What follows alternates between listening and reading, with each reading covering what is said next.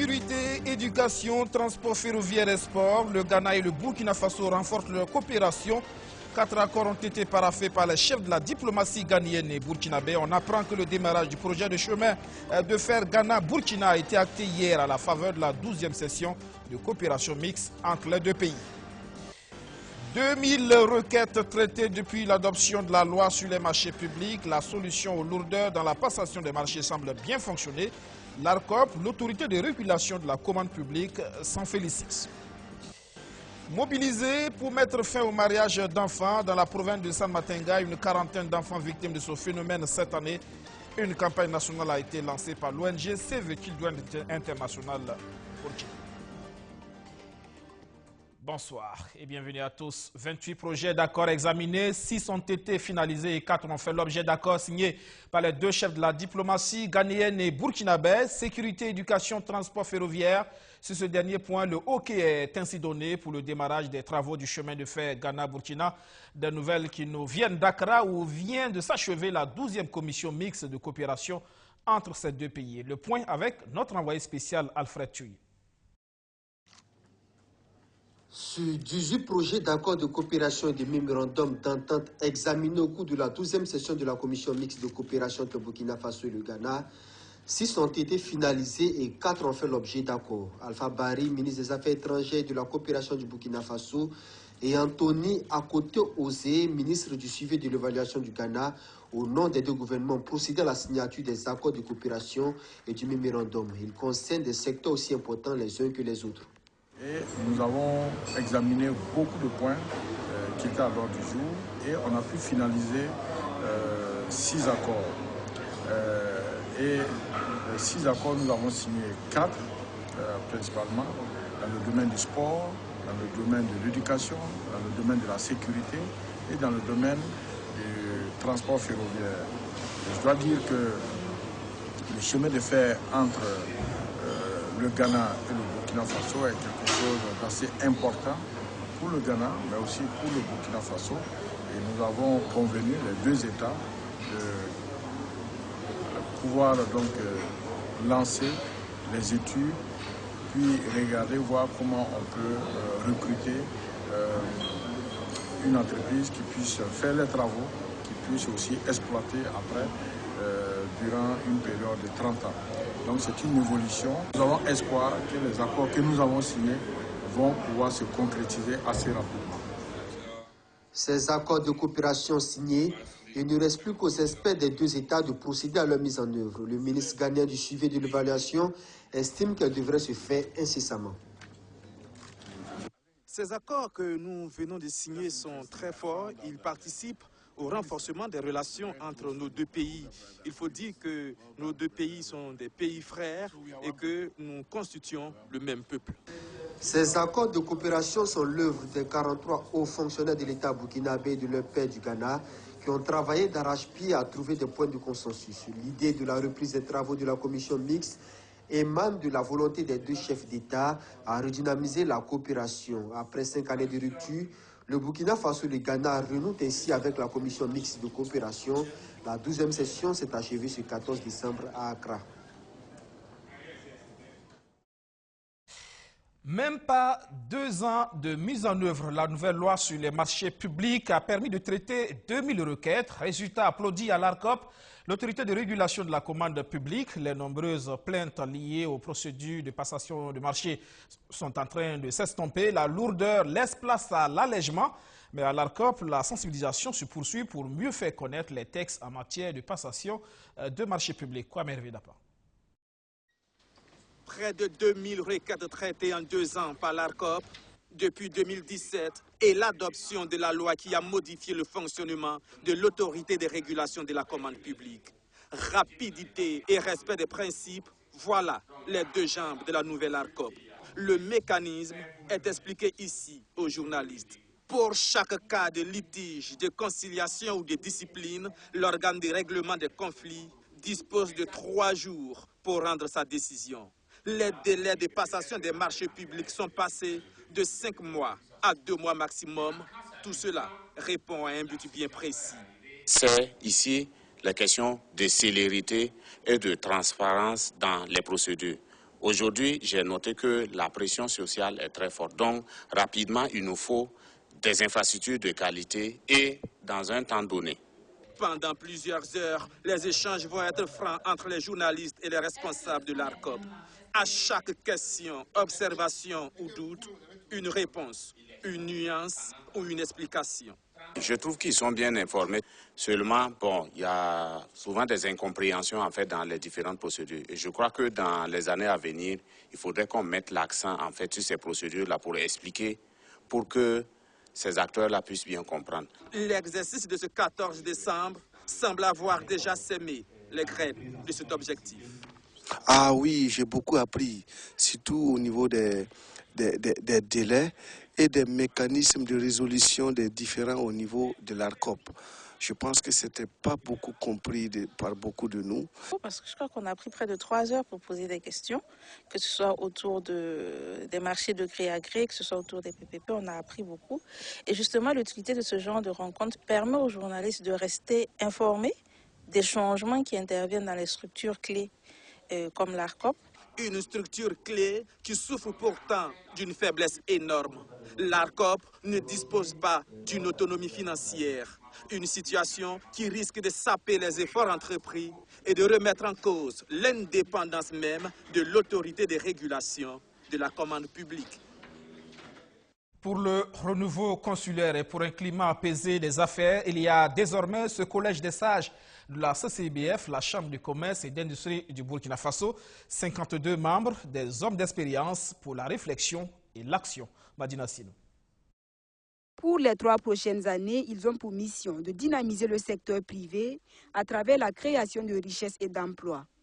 Ils doivent également travailler pour la cohésion et l'unité de tous les acteurs du secteur privé burkinabé. Eux, ce sont les 52 membres du Conseil des sages de la Chambre de commerce et d'industrie du Burkina Faso. Le Conseil des sages, je pense, devrait être un lieu pour promouvoir réflexion et action qui aideront à consolider et à recréer, vous l'avez souhaité, les liens dynamiques entre les acteurs, liens indispensables pour une marche harmonieuse du secteur privé, et vous avez souhaité que certaines difficultés que l'instance consulaire a connues soient éloignées. Et je pense que nous avons chacun à son niveau bien compris ce message. La mise en place de ce Conseil des sages est la matérialisation d'un engagement pris par le président de la CCIBF au moment de sa prise de fonction en novembre 2016. Constatant les diverses crises dans le secteur privé, j'ai exprimé à l'occasion de mon investiture à la tête de l'institution mon ambition de travailler pour un renouveau consulaire et une véritable réconciliation des acteurs du secteur privé entre eux. Outre les raisons évoquées plus haut, la nécessité de ce Conseil des sages apparaît à nos yeux très important dans la prévention, la veille et la gestion des différentes crises qui peuvent survenir au sein des acteurs du privé et fragiliser le climat des affaires. Selon le Premier ministre Paul Kabatieba, le secteur privé constitue un moteur de croissance de l'économie nationale. Comme vous le savez, l'un des objectifs majeurs du PNDS est la transformation structurelle de l'économie nationale en vue d'une croissance forte, d'une croissance résiliente, d'une croissance inclusive et créatrice d'emplois décents pour tous et induisant l'amélioration du bien-être social de tous les Burkinabés. Cet objectif ne peut être atteint que si les acteurs du secteur privé travaillent dans une parfaite synergie, main dans la main. Officiellement installé ce 13 décembre, le Conseil des sages de la Chambre de commerce et d'industrie du Burkina Faso est composé de 7 présidents d'honneur et de 45 membres. Tanguin, quartier enclavé de la ville de Ouagadougou, dans quelques années, il deviendra une centralité secondaire. Les résidents n'auront plus à se déplacer pour bénéficier de services de base. Mieux, les populations des autres quartiers viendront à Tanguin pour bénéficier de services essentiels, car ils seront réalisés grâce au projet d'aménagement de cette zone. Une étude de faisabilité a été lancée. Elle est financée par l'Union européenne à environ 200 millions de francs CFA pour une période de 6 mois. Mamounata Kabore.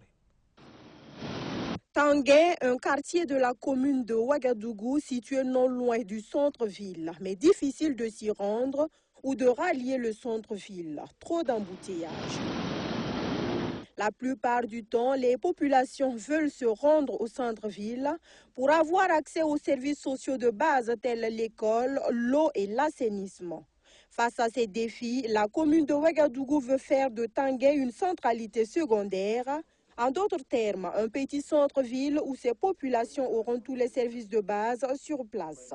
L'ambition de la mairie, c'est de créer ce qu'ils appellent une centralité secondaire à Tanguin, c'est-à-dire de faire en sorte que ce soit une ville où les gens vont et pas qu'ils quittent simplement quand ils ont besoin de services publics, quand ils ont besoin de services sociaux, quand ils ont besoin d'accéder aux différents acteurs économiques.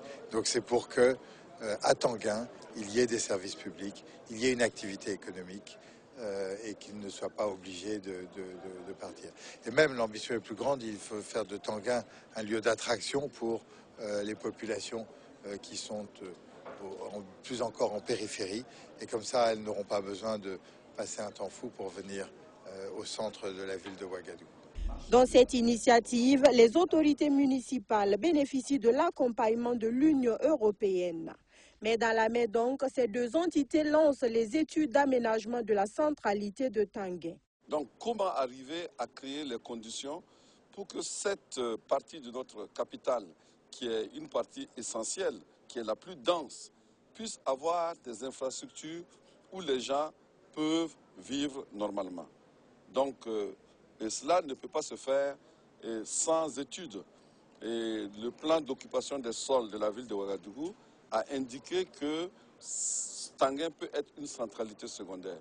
Donc nous avons sollicité l'Union européenne qu'il nous aide à faire une étude pour développer les infrastructures dans cette centralité secondaire qu'est Tanguin. Concrètement, il s'agira en 6 mois d'élaborer un document qui servira de repère à l'érection de Tanguin en une centralité secondaire. Financée à hauteur de 200 millions de francs CFA par la Commission européenne, les études seront menées avec la participation des populations bénéficiaires afin que le projet réponde à leurs besoins. Avant de lancer officiellement ces études d'aménagement, la mairie de Ouagadougou a procédé en une signature de convention avec l'ONG italienne Manitese. C'est une convention de financement de 46 millions de francs CFA qui va bénéficier à l'agriculture urbaine en termes d'aménagement des périmètres urbains et de formation des maraîchers de la commune de Ouagadougou. Et voilà de quoi accroître la capacité de production des tisseuses du Burkina Faso. Plus de production de pagne Faso d'Anfani. Elles sont près de 5000 femmes qui recevront du matériel de tissage offert par le ministère en charge de l'artisanat. Madina Sino. Des présidentes d'associations de tisseuses recevant ici leur principal outil de travail. Comme elles, ce sont au total près de 5000 femmes qui seront équipées en matériel de tissage et ce, grâce au ministère en charge de l'artisanat. Un geste qui vise l'augmentation de la capacité de production en Faso d'Anfani. C'est un rêve qui s'est réalisé aujourd'hui. Je ne saurais quoi dire que dire merci. Merci au gouvernement, merci à monsieur le ministre, merci aux partenaires qui a bien su accompagner en un temps d'un record à ce que tout l'étendue du territoire, nous puissions être renforcés en métier à tisser. À travers cet appui, le département de Harouna Kabore entend faire de l'artisanat un secteur de croissance de l'économie nationale. Nous sommes toujours dans notre logique parce que nous pensons que la transformation industrielle et artisanale se trouve être en tout cas la voie royale pour notre développement. Le monde de l'artisan emploie des millions de Burkinabés et souvent, lorsqu'on fait le point, on se rend compte que Il n'y a pas besoin donc de monter des projets de souvent de plusieurs milliards, de les trouver avant d'aller s'occuper donc de leurs problèmes. Il y a juste besoin donc de renforcer ce qu'ils ont. Et en général, dans ce monde-là, ils ont déjà des outils de travail. Soit ils sont rudimentaires ou bien ils ne sont pas suffisants. Donc il faut aller rapidement par des initiatives d'urgence qui permettent donc de régler ces problèmes-là. Financés respectivement par la coopération autrichienne et la Banque africaine de développement, le programme d'appui à l'artisanat et le programme d'appui à la transformation de l'économie et à la création d'emplois visent le renforcement des capacités des acteurs du secteur de l'artisanat. C'est très difficile à dire. C'était une idée claire, logique, nécessaire. Et comme on a eu la possibilité et l'option dans le cadre de notre coopération qui était déjà en train de se faire avec le ministère, on est enchanté que ça marche. Après la remise des équipements aux bénéficiaires qui s'étendra tout au long de l'année 2019, le ministère en charge de l'artisanat entend accompagner ces femmes dans la formation. Le sourire pour les tisseuses, le sourire également pour le monde paysan de la commune de Boulssa et environnant. Il vient de bénéficier d'un marché de bétail pour renforcer sa résilience à l'insécurité alimentaire. L'infrastructure qui a coûté plus de 100 millions de francs CFA a été réalisée par le PRIA, le projet de renforcement de la résilience à l'insécurité alimentaire au Burkina Faso. 60 000 agriculteurs vulnérables devraient être touchés par ce projet en 5 ans. Rémi Lambenebi. Ce vaste marché à bétail d'une superficie d'environ 1 hectare devient à partir de ce 14 décembre une propriété de la population de la commune de Boulssa et environnant. Il a une capacité d'accueil de près de 2000 petits et gros ruminants et comporte également un parc de vaccination, un quai d'embarquement et des abreuvoirs alimentés par un forage. Un investissement structurant de plus de 100 millions de francs CFA réalisé par le projet de renforcement de la résilience à l'insécurité alimentaire PRIA pour booster l'activité économique dans la zone. Annuellement, ce marché rapportera à la mairie de Boulssa et au comité de gestion plus de 35 millions de francs CFA. Le secteur rural a sa place et vous savez que ce secteur-là occupe plus de 86% de la population active, je dis bien de la population active. Alors donc si on a des projets comme celui-là, ça permet de toucher les personnes les plus vulnérables, ça permet de toucher les jeunes et les femmes, ça permet d'augmenter les revenus des uns et des autres et améliorer les conditions de vie des populations. Mise en œuvre dans les régions du Sahel, de l'Est et du Centre-Nord pour améliorer la résilience alimentaire dans ces régions, le PRIA intervient dans divers domaines. Grâce au projet, 30 000 femmes ont reçu des appuis en intrants pour la production du niébé et 12 500 ménages vulnérables ont pu reconstituer leur cheptel en petits ruminants. Des forages pastoraux et plus d'une trentaine de magasins de warrantage ont été construits au profit des bénéficiaires. On voit pas seulement l'amélioration des revenus, mais aussi l'amélioration des moyens de production et surtout la diversification de l'alimentation aussi. Et en plus de ça, le nombre de personnes qu'on sort de l'état d'insécurité alimentaire. Parce que des magasins comme celui-là, et tout comme les magasins de la SONAGES, contribuent aussi en période de crise alimentaire à appuyer les populations pour réduire les chocs liés à ces crises-là. En plus de bénéficier d'intrants pour la production du niébé, le projet a construit un magasin de warrantage pour nous. Et depuis lors, on ne brade plus notre production. Nous la vendons en temps opportun et l'argent récolté nous est plus utile qu'auparavant. À une année de la fin de sa mise en œuvre, certaines réalisations sont toujours attendues du PRIA. Ce qui nous reste vraiment, c'est les aménagements et des périmètres irrigués au nombre de 400 hectares et des périmètres maraîchers 80 hectares.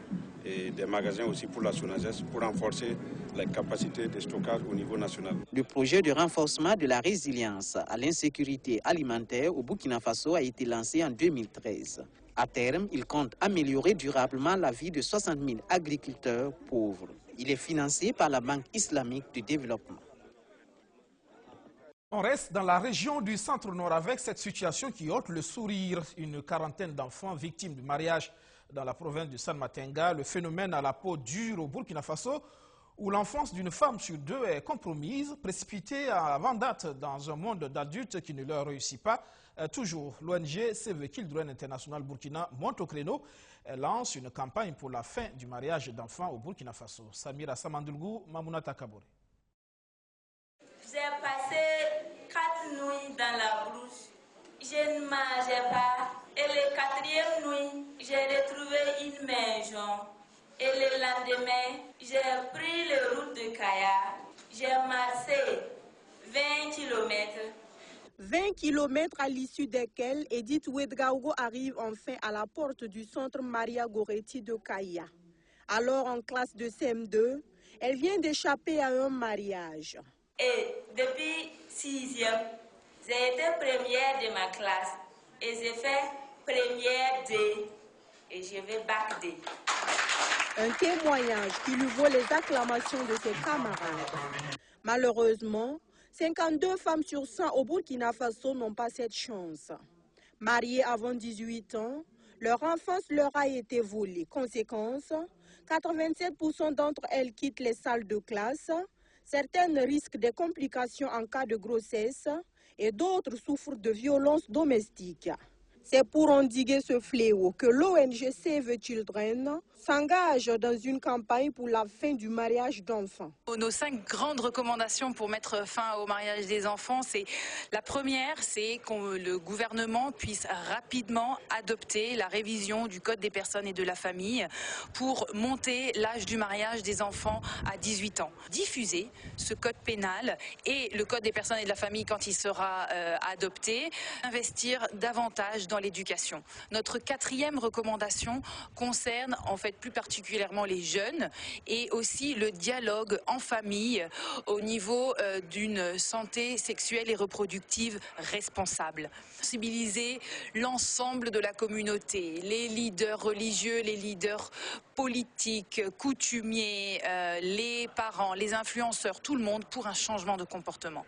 Après un lancement national le 25 septembre dernier et un premier lancement régional dans la boucle du Mouhoun, le Centre Nord accueille cette campagne.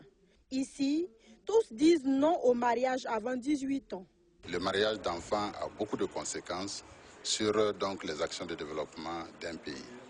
Alors, de ce fait, et même quand vous prenez même la question simple de la déscolarisation, alors ça constitue un frein important au développement d'un pays et partant au développement d'une région.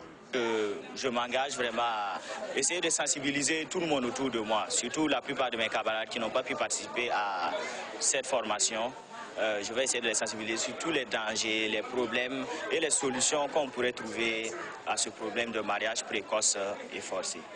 Il y a la sensibilisation, il faut sensibiliser et aussi en milieu rural, surtout en milieu rural. Dans son combat, Save Children est accompagné par de nombreux partenaires dont le gouvernement burkinabé.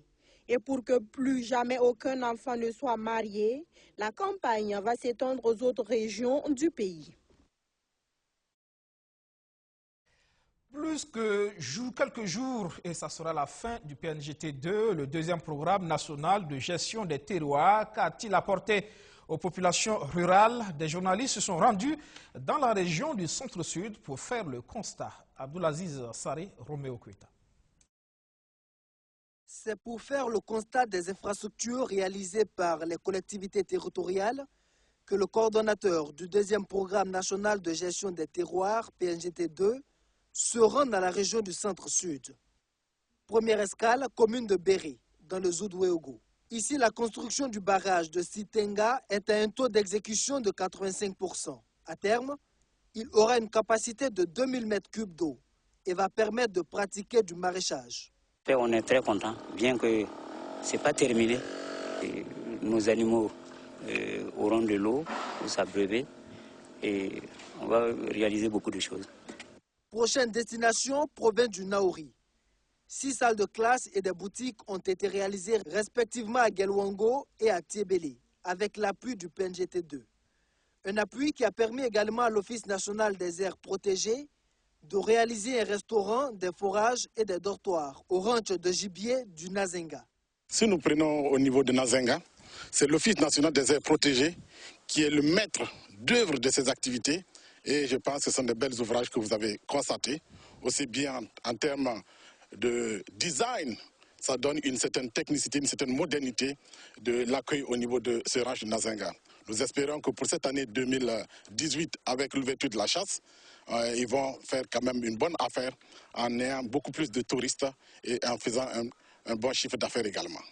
C'est véritablement des investissements modernes, avec des équipements modernes et qui permettent à la forêt classée et ranch de gibier de Nazenga d'être en phase avec la modernité, d'offrir un cadre convivial à tous les visiteurs qui viendraient.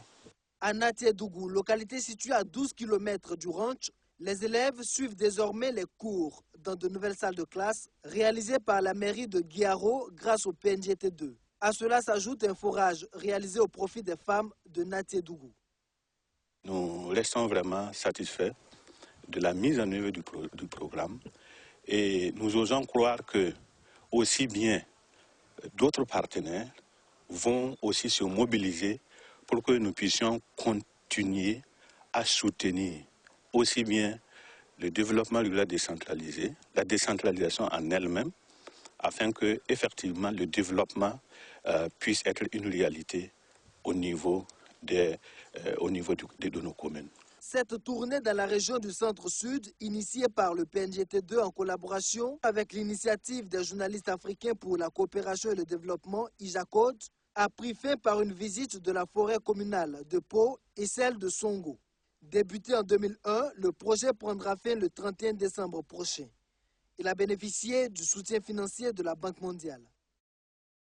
En France, nouveau samedi de mobilisation des Gilets jaunes, moins de monde pour l'acte 5, mais le discours, lui, ne change pas, malgré les annonces du président Emmanuel Macron. Le mouvement aura marqué le pas lors de cet acte 5. D'après les autorités, les Gilets jaunes n'étaient que quelques milliers à manifester ce samedi à Paris, 33 500 sur tout le territoire, contre 77 000 samedi dernier. Pour eux, les annonces d'Emmanuel Macron censées redonner du pouvoir d'achat aux plus modestes ne suffisent pas. Nous ne voulons pas vivre de vos aides. Nous ne voulons pas vivre au crochet d'un État boulimique qui nous prend toujours plus et nous redonne toujours moins. Nous voulons vivre libres. Libre de nos droits, de pouvoir réellement jouir du produit de notre travail. Surtout concentrés devant l'Opéra Garnier et autour des Champs-Élysées sous très haute surveillance policière, les manifestants ont parfois eu des face-à-face tendus avec les forces de l'ordre, mais rien d'équivalent aux violences des samedis précédents.